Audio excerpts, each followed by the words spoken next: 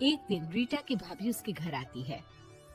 रीटा, तुझे तो पता है तेरा भाई कुछ नहीं करता, ऊपर से 2 बच्चों की जिम्मेदारी, बेटी भी बड़ी हो गई है। तू तो बुआ है, कुछ मदद कर सकती है तो कर देना। कहाँ पैसे हैं भाभी, बस समझ लो किसी तरह हम लोग भी दिन काट रहे हैं। 2 ही तो कार है और मेरी बेटी भी बड़ी हो रही है। अब उसके लिए कार लेनी है तो 10 लाख का खर्चा तो लग ही जाएगा। तभी वहाँ सुनील आ जाता है। अरे शशि, क्या है, तू हमेशा पैसों के लिए परेशान क्यों रहती है? वैसे क्या जरूरत थी बेटी की शादी इतने बड़े घर में तय करने की? अरे पैसे नहीं थे तो ऐसे ही कर देती कहीं शादी। इतने बड़े होटल में क्यों कर रही है शादी? लेकिन यहाँ तो मामला शादी का है, डेट तय है। दरअसल तेरे भतीजे के पीएफ के पैसे आने हैं, पर उसमें देर हो रही है। जैसे ही पैसे आ जाएंगे मैं तेरे अकाउंट में डलवा दूंगी। ठीक है, हम लोग सोचकर बताएंगे। तभी वहाँ भतीजा आ जाता है। फूफा जी, आप लोग ही मदद कर सकते हैं, वरना तो कैसे काम होगा समझ में ही नहीं आ रहा। मैं वादा करता हूँ जैसे ही पैसे आ जाएंगे मैं आप लोगों को वापस कर दूंगा। हाँ भाई, ठीक है। अब देख भाई, हमारे लड़के तो सारा दिन घर पर पड़े रहते हैं, ना कमाते हैं ना कुछ कमाने की इच्छा रखता है। लेकिन चल, ये ले, कितने पैसे चाहिए? जी 4 लाख रुपए। ठीक है, लेकिन पैसे ध्यान से वक्त पर वापस लौटा देना। सुनील मुसीबत के वक्त बीवी के भतीजे की मदद तो कर देता है, लेकिन उन लोगों के जाने के बाद देख ले रीटा, तेरे मायके वालों ने मांगा तो दे दिया, वरना इन लोगों का मुझे कोई भरोसा नहीं है। अरे क्यों भरोसा नहीं है? इससे पहले तो कभी इन लोगों ने आपसे मदद भी नहीं ली।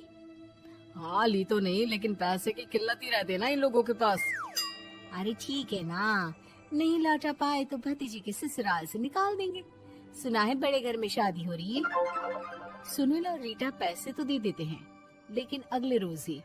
हाँ भाई साले साहब, क्या हाल है? ठीक हूँ जीजा जी।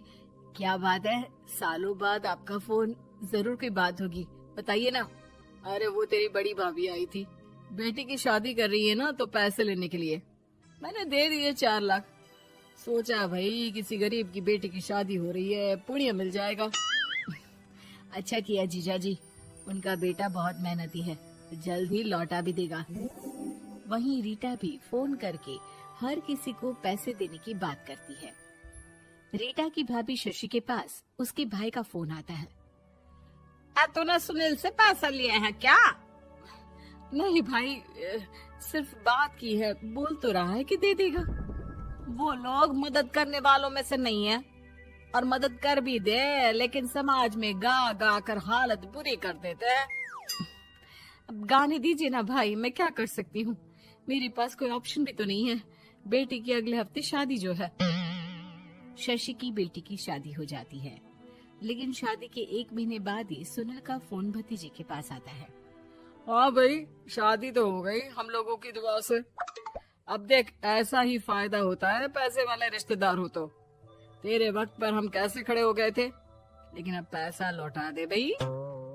जी, मैंने पीएफ के लिए अप्लाई कर दिया था, उसकी नोटिफिकेशंस मैं आपको भी भेज देता हूँ। मुझे लगता है 10 दिन में पैसे आ जाना चाहिए। जैसे ही पैसा आएगा मैं आपके अकाउंट में डाल दूंगा।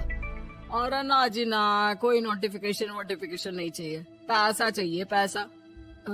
ठीक है अंकल, बस 10 दिन का समय दे दीजिए। अभी हफ्ता भी पूरा नहीं होता कि भतीजे के पास उसके गांव के दूर के चाचा का फोन आता है। अरे बेटा, क्या बात है, सुनील के कोई पैसे ले रखे हैं तो दे क्यों नहीं देता? हाँ चाचा जी, बात तो हुई थी, 10 दिन का वक्त मांगा है, उम्मीद है हो ही जाएगा। अरे फोन कर रहा है, रोज बता रहा था कि बेटी की शादी में मदद की थी। अब क्या है ना, भले ही शादी 10 दिन रोक देते, लेकिन सुनील से मदद नहीं लेनी चाहिए थी। याद है ना, मधु की मदद करके कितना बदनाम कर दिया था उसने पूरे घर को सोसाइटी में। हाँ चाचा जी, मैं भी यही सोच रहा था कि उन लोगों से मदद नहीं लेनी चाहिए थी। कई लोगों के फोन आ चुके हैं। वहीं रीटा अपनी भाभी को फोन कर देती है। क्या है भाभी, कब पैसे लौटाओगी? पता है ना ये कितना बोल रहे थे, तुम्हारे बोलने पर मैंने पैसे दिए हैं। भाभी अब तो आपके बेटे की कार बेच दो और हम लोगों के पैसे दे दो। अरे लेकिन रीटा, बात तो 3 महीने की हुई थी ना, अभी तो 2 महीने भी नहीं हुए पैसा लिए, थोड़ा तो सब्र करो। नहीं नहीं भाभी, वैसे मेरा बेटा टिक्कू आ रहा है आप लोगों के घर रहने के लिए, उसको अच्छे से खिलाना पिलाना, समझी? भाभी को समझ में नहीं आता कि वो क्या करे। वो बेटे से बात करती है। अरे माँ, इन लोगों से मदद लेकर सच में बहुत बड़ी गलती कर दी। मुझे खुद समझ में नहीं आता कि कैसे इन लोगों के पैसे जल्द से जल्द दे दूं। तभी डोरबेल बजती है और रीटा का बेटा टिक्कू घर में आता है। आओ बेटा, मामी के घर पहली बार आए हो रहने? आप पापा बोल रहे थे कि आप लोग पैसे का ब्याज तो दे नहीं पाओगे, तो तब तक मैं यहीं रह लूं। और हाँ, मैं एसी के बिना नहीं सो पाता। आप लोग अपना देख लेना और पैसे जल्दी लौटा देना, क्योंकि मैं थोड़ा जल्दी जाना चाहता हूँ। रीटा का फोन शशि के पास आता है। भाभी, पैसे कब तक दोगे? बेटी की विदाई के बाद शशि के घर का माहौल बिल्कुल बदल जाता है। वो हर वक्त बेटे से उसके पीएफ के पैसे पूछती, और पीएफ यानी कि सरकारी काम। आजकल में पूरा 1 महीना और बीत जाता है। भाभी, मैं और ये अमेरिका जा रहे हैं, घूमने के लिए पैसों की बहुत जरूरत है। रीटा, मैं पूरी कोशिश कर रही हूँ कि जल्द से जल्द पैसे का इंतजाम कर दूं, लेकिन पक्का नहीं बोल सकती। तभी सुनील का फोन भतीजे के पास आता है। देख माना 3 महीने की बात हुई थी पैसे लौटाने के लिए, लेकिन अभी मुझे पैसों की काफी जरूरत है। मैं अमेरिका जा रहा हूँ, तो पैसे मैंने किसी से ब्याज में पकड़ लिए हैं। तू हर महीने 4 लाख का 20,000 ब्याज डाल देना मेरे अकाउंट में। सुनील फोन रख देता है, लेकिन भतीजा काफी परेशान हो जाता है। वो ऑफिस से शाम को घर आता है कि माँ पूछती है, क्या हुआ बेटा? बेटा माँ को सारी बात बता देता है। माँ भगवान के सामने हाथ जोड़कर खड़ी हो जाती है और रोने लगती है कि तभी बेटे का मोबाइल पर मैसेज बजता है। माँ, पीएफ के पैसे आ गए। और वो ऑनलाइन ही सुनील के पैसे वापस कर देता है। भला हो भगवान का।